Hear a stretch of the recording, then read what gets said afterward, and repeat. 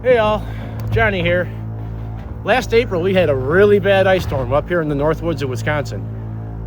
We're going to revisit some of the damage and see just how people and nature can bounce back here on Northwoods and beyond.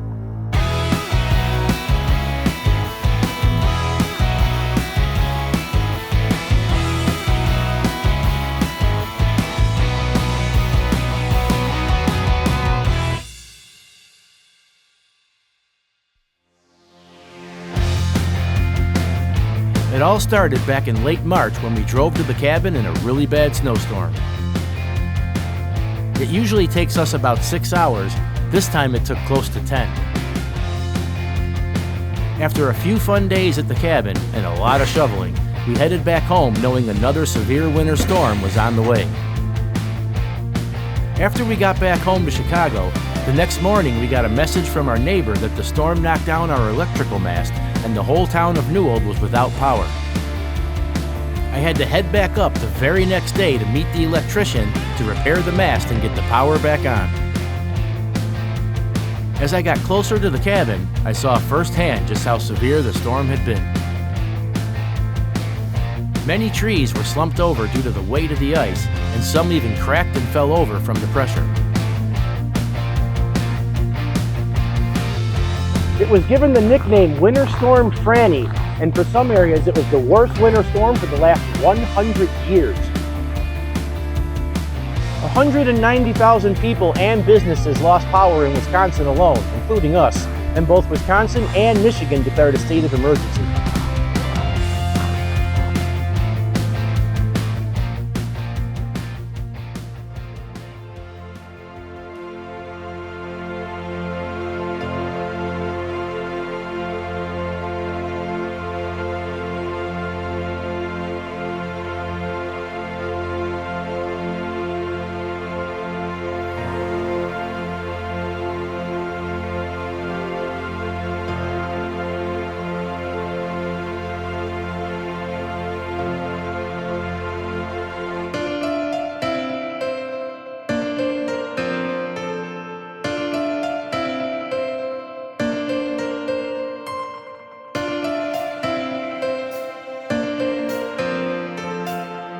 Northern Michigan got hit really hard, with many residents calling it the storm of the century. Declared a 12-county disaster area, nearly 200,000 people lost power, some for over a week or even longer. Some areas had a stay-in-place order, and the National Guard was on duty to help communities remove debris. Northern Wisconsin also had almost 200,000 customers who lost power, and if you include southern Canada, the storm knocked out power to nearly 1 million customers. We were lucky the damage at the cabin was minimal. Aside from the electrical box, a few trees got hit pretty hard and the yard was a mess, but no damage to the house itself. Many people had it worse, and the Wisconsin Public Service received over 1,600 reports of significant damage and called it one of the biggest restoration efforts in the company's history.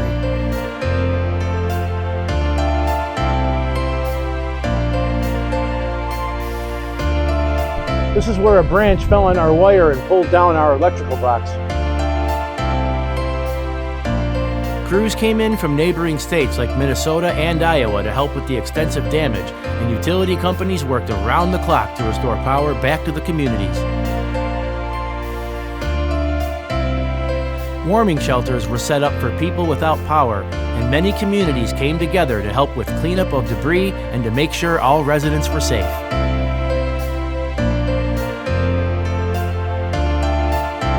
Roughly 3 million acres of forest were damaged in Michigan, and over 1,000 miles of state roads remained impassable in the weeks following the storm.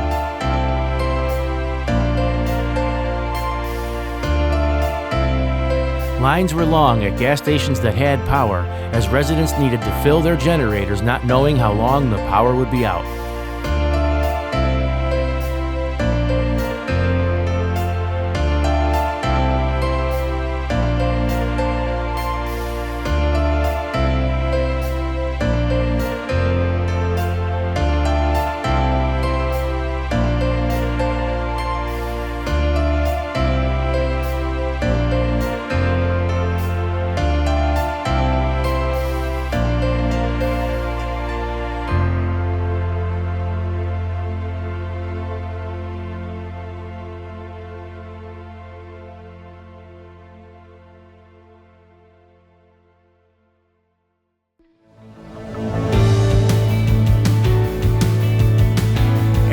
power was back on at the cabin, I took a short drive into nearby Leona to get more views at the forest and maybe get some pictures.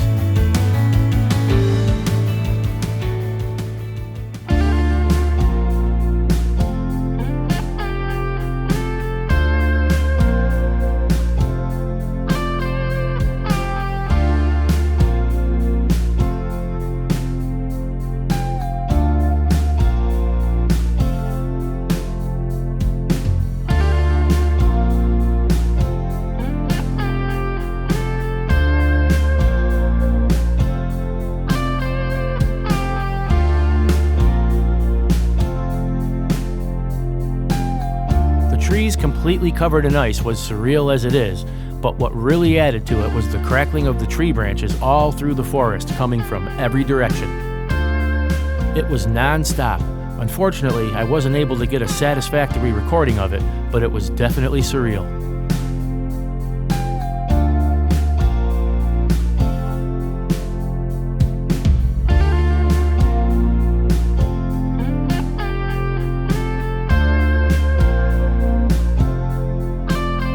There was a nice spot of open water downriver, so I was able to get a few shots of the wildlife before moving on.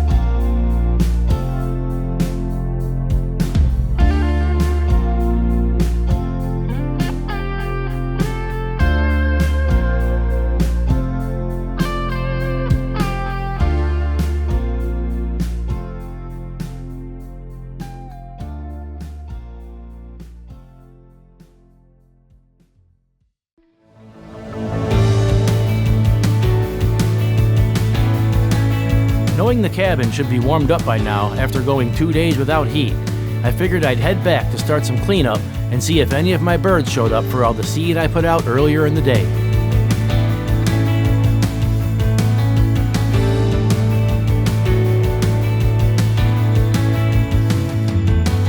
Being early April, some of the early migrators were already passing through, along with plenty of regulars.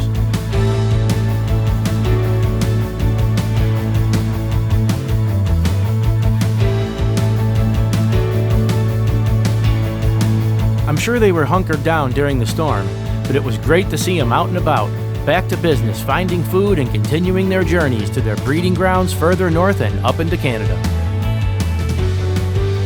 I knew it was time to get out the camera and try to get some shots of the birds perched on the ice-covered branches.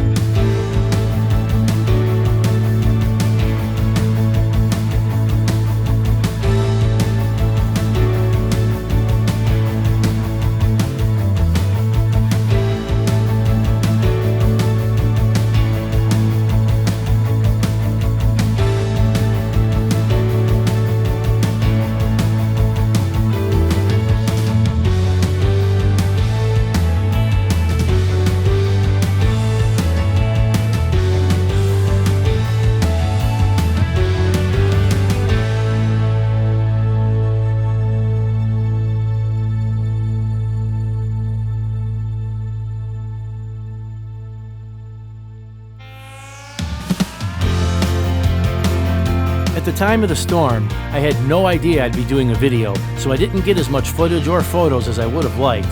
So I'd like to thank everyone I reached out to who provided some fantastic images of the area's worst winter storm of recent memory. My small town of Newell made a nice recovery, but some of the effects of this storm will last for years. It might even take decades for some of the forest to fully recover. Power was fully restored for most communities after about 2 weeks, and Great Lakes Energy said their cleanup costs were an estimated $155 million, when typical storm recovery costs are usually around $4 million. They had to replace over 3,100 utility poles in the weeks following the storm. Utility crews did an amazing job working long hours to get the power back on for thousands of people and to help the communities recover. And more than 1,500 personnel came from across the country to help the local utility companies. But the best part was the resilience of the communities. All the people helping each other out, checking on neighbors, setting up warming shelters, people donating water and hot food. Stories of people bringing gas to residents for their generators who were stuck in their homes. The list goes on. It's a story of unity, resilience, and a feeling of knowing we are all in this together.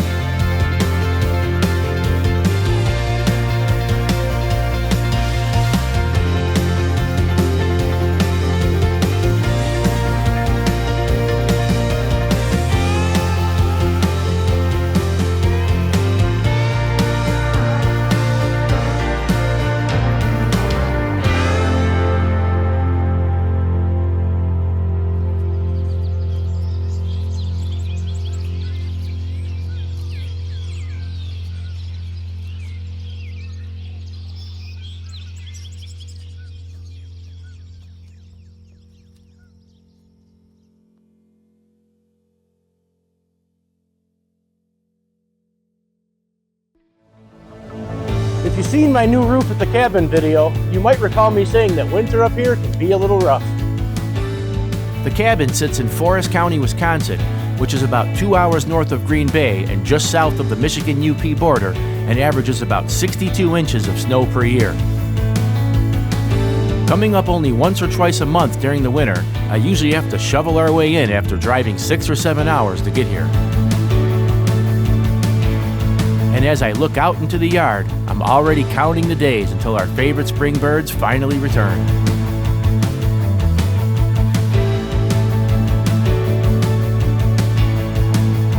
Snowmobiling is very big up here, and we can hear them all winter long as the cabin sits right next to a popular trail.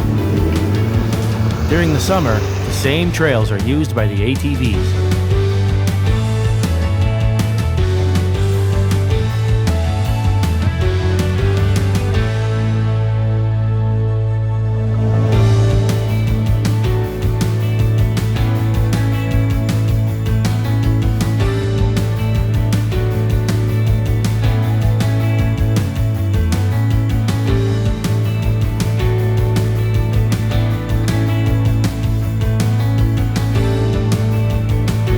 Sure can be beautiful up here in the winter. But as beautiful as it can also be brutal and sometimes devastating, and we all can't wait for those first signs of spring.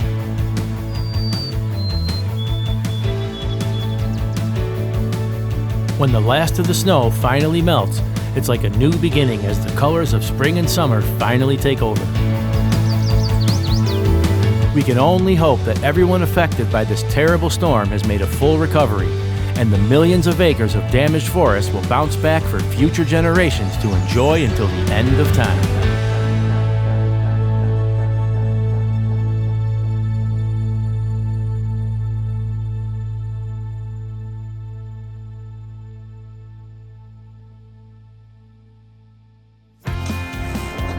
Whew. Wow, is it cold out there? Well, hope you enjoyed this little taste of winter up here in the Northwoods. But stay tuned, because you never know where I'll be next.